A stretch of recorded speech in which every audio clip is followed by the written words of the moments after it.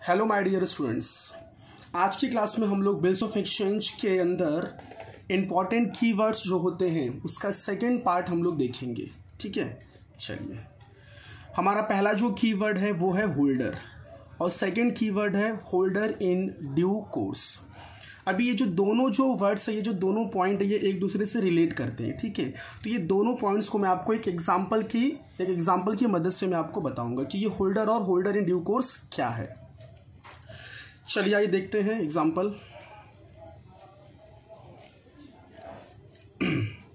देखिए, ये ए नाम का एक पर्सन है और एक बी नाम का पर्सन है। ठीक है, अच्छा, ए ने क्या किया रहेगा, बी को गुड्स सोल्ड किया रहेगा और बी ने यहाँ से गुड्स क्या किया रहेगा, परचेस किया रहेगा। उसके बाद ए ने क्या किया रहेगा, ए ने बी के ऊपर क्या ड्रॉ किया रहेगा, बिल्स ऑफ एक्सचेंज। ओके, फिर उस बिल ऑफ एक्सचेंज को बी ने क्या किया रहेगा, एक्सेप्ट किया रहेगा। एक्सेप्ट करना मतलब कि बी ने उस बिल्स ऑफ एक्सचेंज के ऊपर अपना सिग्नेचर किया रहेगा। उसके बाद उस बिल ऑफ एक्सचेंज को बी ने क्या किया, ए को दे दिया और वो बिल ऑफ एक्सचेंज ए ने क्या किया, अपने पास रखा। कब तक, till the due date. Okay, अच्छा, अब इसके अंदर मैं एक नया केस ऐड करता हूं। सपोज फॉर एग्जांपल इस केस के अंदर, इस स्टोरी के अंदर एक सी नाम का पर्सन आ गया। ठीक है, अब जरा देखिए, अभी ए और सी की मैं बात करूंगा। सपोज ए ने गुड्स परचेस किया सी से,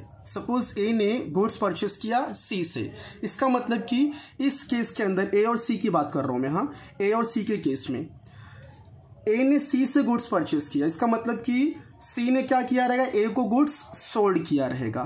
तो इसका मतलब कि सी को क्या करना है, बोलो, पेमेंट रिसीव करना है ए के थ्रू और ए को पेमेंट देना है सी को।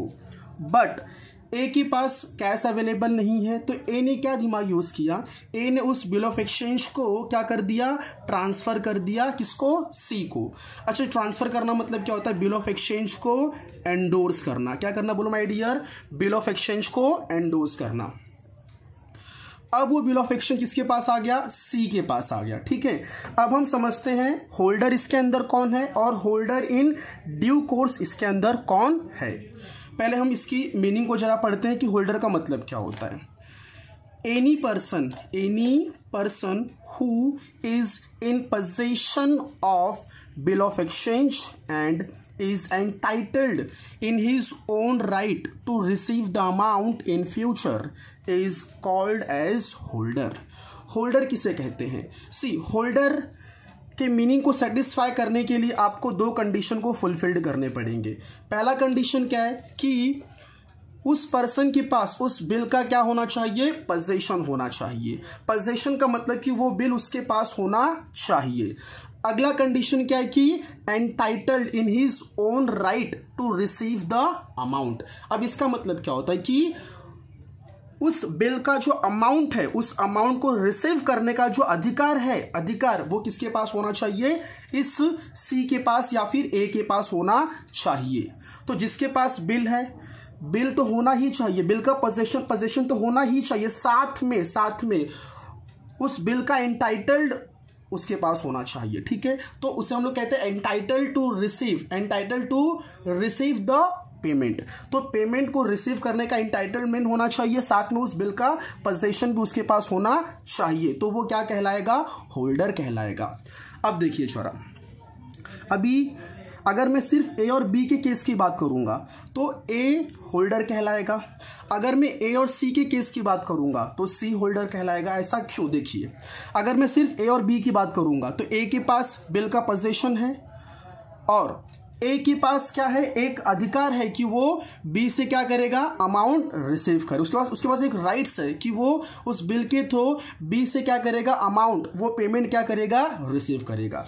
वैसे अगर मैं ए और सी के केस की बात करूंगा तो फिर ए के पास, सी, ए है ना, ए को पेमेंट करना है सी को, मतलब कि सी के पास तो वो बिल है ही। ठीक है, क्योंकि ए ने क्या किया था, सी को वो बिल एंडोस किया था, ट्रांसफर किया था, तो सी के पास तो वो बिल है, उसके पास उस बिल का पोजेशन भी है, साथ में entitle to receive the payment ये भी उसके पास है, सी के पास। तो इसका मतलब कि इस पूरे स्टोरी में सी आपका होल्डर होगा और आपका ए भी क्या होगा, आपका होल्डर होगा।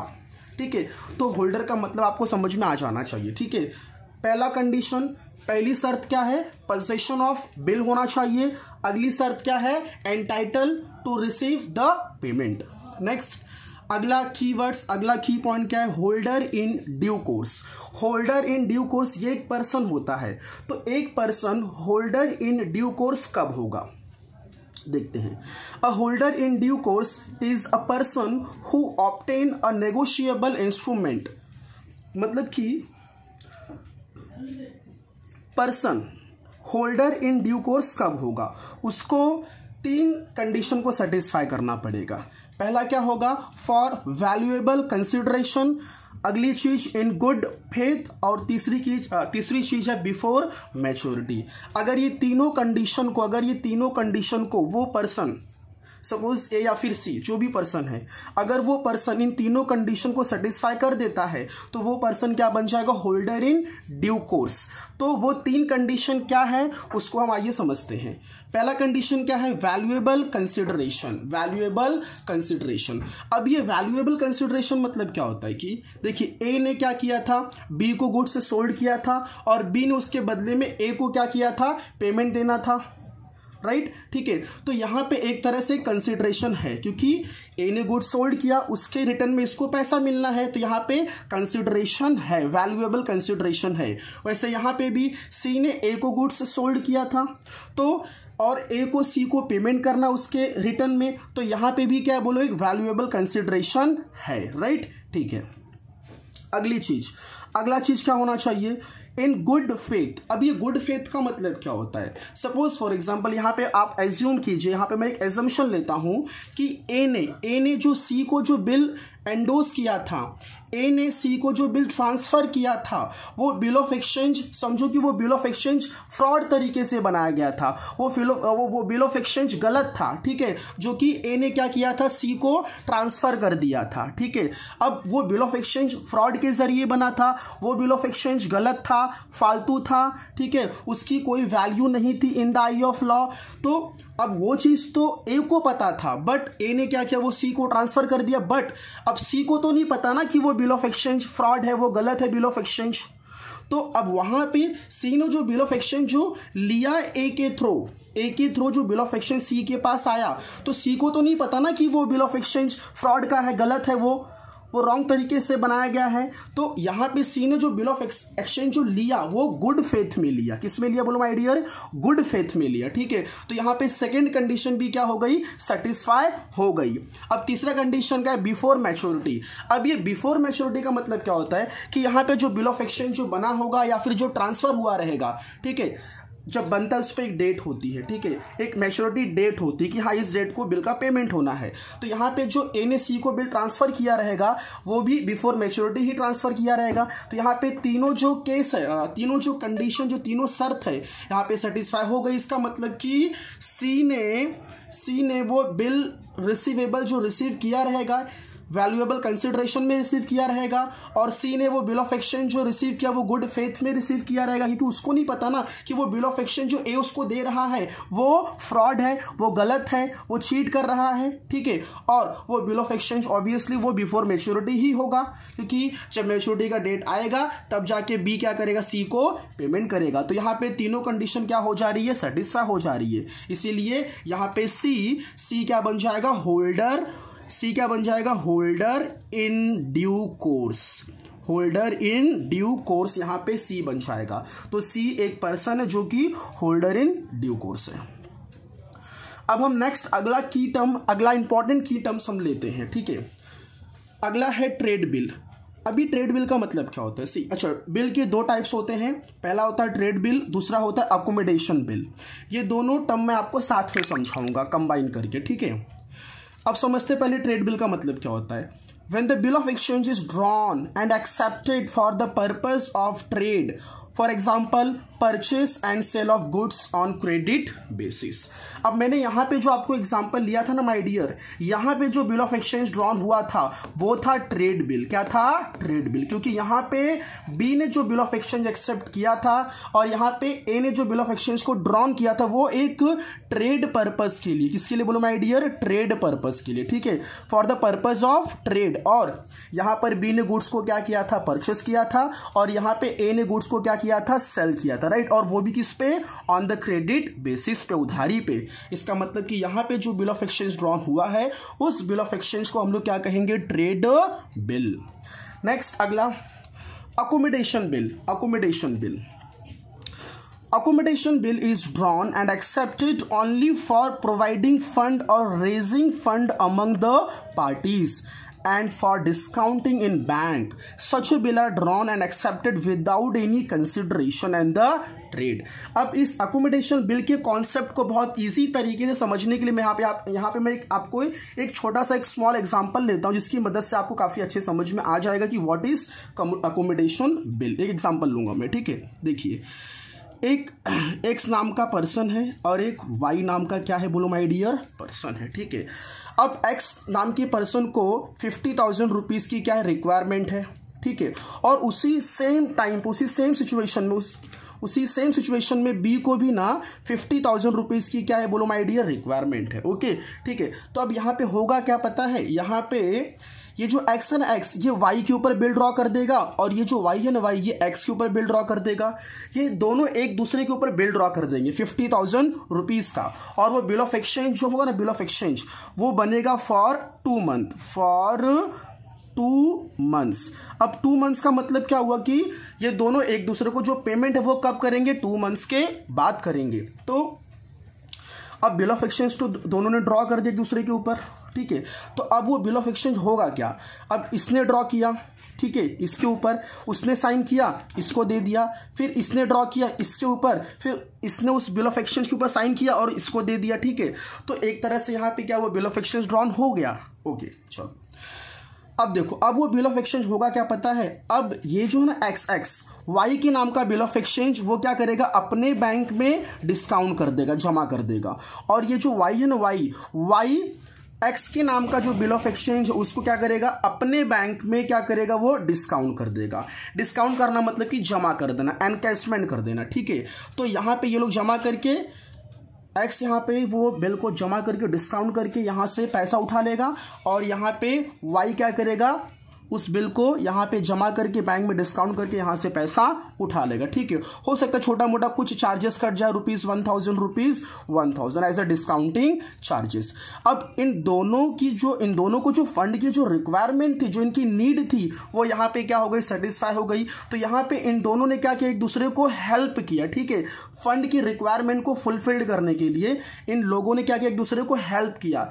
तो यहाँ पे जो बिल ड्रॉन हुआ, इस बिल को हम लोग क्या बोलेंगे, अकोमोडेशन बिल। यहाँ पे कोई ट्रेड नहीं हुआ, यहाँ पे कोई गुड्स का सेल और बाय नहीं हुआ, यहाँ पे सिर्फ एक दूसरे की क्या हो रही है, मदद हो रही है बस, ठीक है। So providing fund and raising fund among the parties. और उस बिल ऑफ एक्सचेंज को वो दोनों क्या करेंगे, अपने अपने लोकल बैंक में डिस्काउंट कर देंगे और वहां से वो लोग वहां से पैसा फंड रेज कर लेंगे। फिर जब 2 महीना खत्म हो जाएगा उसके बाद फिर ये दोनों क्या करेंगे, एक दूसरे के बैंक में जाके वो बिल का अमाउंट जमा कर देंगे, बैंक को उस बिल का पैसा मिल जाएगा, ठीक है।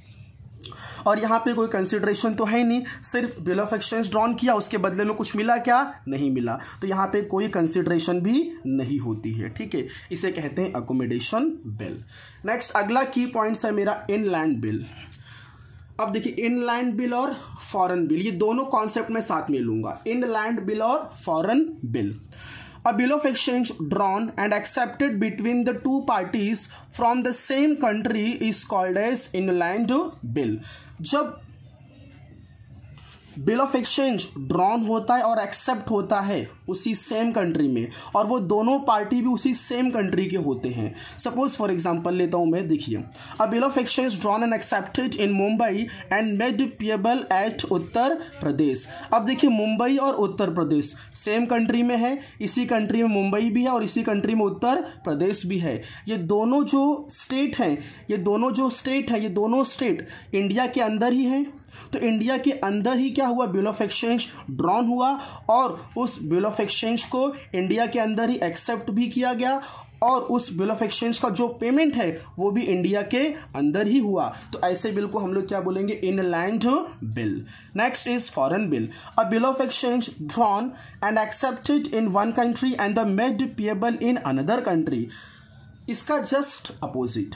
अब इसमें क्या होगा, bill of exchange suppose bill of exchange यहाँ पे जो ड्रॉन होगा वो इंडिया में ड्रॉन होगा और उसका जो पेमेंट होगा वो चाइना में होगा। तो मैंने यहाँ पे एग्जांपल लिया, देखिए जरा एक, अ bill of exchange drawn and accepted in India and the made payable in the China. तो जब बिल ऑफ एक्सचेंज किसी एक कंट्री में बनता है, एक्सेप्ट होता है और उसका जो पेमेंट है किसी अनदर कंट्री में होता है, तो उसे हम लोग क्या कहते हैं, foreign bill. The next one is after due date, after sight bill, okay, और bill payable on the demand और एट अ साइट। ये तीनों कॉन्सेप्ट में साथ में लूंगा, बहुत इजी है, ठीक है। अब आफ्टर डेट बिल का मतलब क्या होता है, a bill of exchange in which period of bill is counted from the date of bill drawn, from the date of bill drawn. Suppose for example मुझे कोई एक इलस्ट्रेशन, कोई एक सम दे दिया गया और उसके अंदर मुझे बोला गया कि आप क्या कीजिए, ड्यू डेट को फाइंड आउट कीजिए। तो ड्यू डेट मैं कहाँ से फाइंड आउट करूंगा, मैं कहाँ से डेट का कैलकुलेशन करूंगा, वर्किंग कहाँ से स्टार्ट करूंगा। तो जब मैं डेट ऑफ बिल ड्रॉन से ड्यू डेट को फाइंड आउट करने का वर्किंग चालू करूंगा, कहाँ से, डेट ऑफ बिल ड्रॉन। अगर मैं इस डेट से ड्यू डेट को निकालने का वर्किंग चालू करूंगा तो ऐसे बिल को मैं क्या बोलूंगा, after date bill. The next one is after sight bill. अभी आफ्टर साइट बिल का मतलब क्या होता है, a bill of exchange in which period of bill is counted from the date of a bill accepted, date of bill accepted। तो जब हम लोग ड्यू डेट का कैलकुलेशन, उसकी काउंटिंग स्टार्ट करते हैं कहां से, from the date of bill accepted. जिस दिन ड्रॉवी ने बिल को एक्सेप्ट किया रहेगा, अगर उस डेट से ड्यू डेट का वर्किंग काउंटिंग चालू होता है तो उसे हम लोग कहते हैं after sight bill. The next one is bill payable on demand और एट अ साइट। अब इसका मतलब क्या होता है, these bill are payable immediately on demand or when the presented by the payee and the time period is also not mentioned in this bill। मतलब कि अब इसके अंदर क्या होगा, इसके अंदर ना अगर ड्रॉवर ने सेलर ने अगर डिमांड की कि मुझे पैसा अभी चाहिए, तो उसी वक्त ड्रॉवी को, बायर को उस बिल का पेमेंट करना पड़ेगा। या फिर अगर ड्रॉवर ने उस बिल को प्रेजेंट किया ड्रॉवी के सामने, किसने, ड्रॉवर ने। ड्रॉवर मतलब कौन, पेई ने। अगर पेई ने उस बिल को ड्रॉवी के सामने प्रेजेंट किया, कि बोला कि मुझे पैसा चाहिए, मुझे पैसे की रिक्वायरमेंट है, तो इमीडिएट ड्रॉवी को उस बिल का पेमेंट करना पड़ेगा, ओके। और ऐसे बिल ऑफ एक्सचेंज पे टाइम मेंशन नहीं होता, पीरियड मेंशन नहीं होता, तो ऐसे बिल ऑफ एक्सचेंज को हम लोग कहते हैं बिल्स पेएबल ऑन डिमांड और एट अ साइट।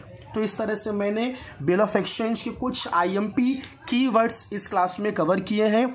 पिछले क्लास में मैंने कुछ और भी आईएमपी कीवर्ड्स कवर किए थे, आप लोग उस वीडियो को देखिए पहले, उसके बाद फिर इस वीडियो को आप लोग देखिए। Thank you so much for watching, धन्यवाद।